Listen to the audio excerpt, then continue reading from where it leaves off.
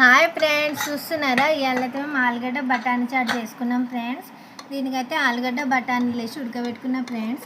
ఉడకబెట్టుకొని తర్వాత 4-5 విజిల్ వచ్చినాక అందులో కొంచెం ఉప్పు కారం వేసుకున్నాం ఫ్రెండ్స్. వేసుకొని కొంచెం పప్పు గుత్తుతో ఇట్లా మెత్తగా అనుకున్నాం ఫ్రెండ్స్.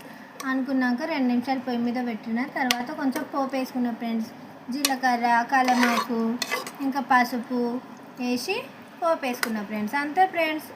ఇది మనం ఇప్పుడు చిన్న గిన్నెలు తీసుకుంటున్నాం ఫ్రెండ్స్. చూడండి ఫ్రెండ్స్, చిన్న గిన్నెలు తీసుకుంటున్నా. ఇప్పుడైతే ఇది మనం మంచిగా తినాలి ఫ్రెండ్స్. అంతే ఫ్రెండ్స్. కావాలంటే ఉల్లిగడ్డ ముక్కలు పక్కన పెట్టుకోవాలి ఫ్రెండ్స్. అంతే, టేస్టీ ఆలుగడ్డ బఠానీ చాట్ రెడీ. హాయ్ ఫ్రెండ్స్, చూస్తున్నారా? ఇవాళైతే మేము ఆలుగడ్డ బఠానీ చాట్ చేసుకున్నాం ఫ్రెండ్స్. దీనికైతే ఆలుగడ్డ బఠానీలు వేసి ఉడకబెట్టుకున్నాం ఫ్రెండ్స్.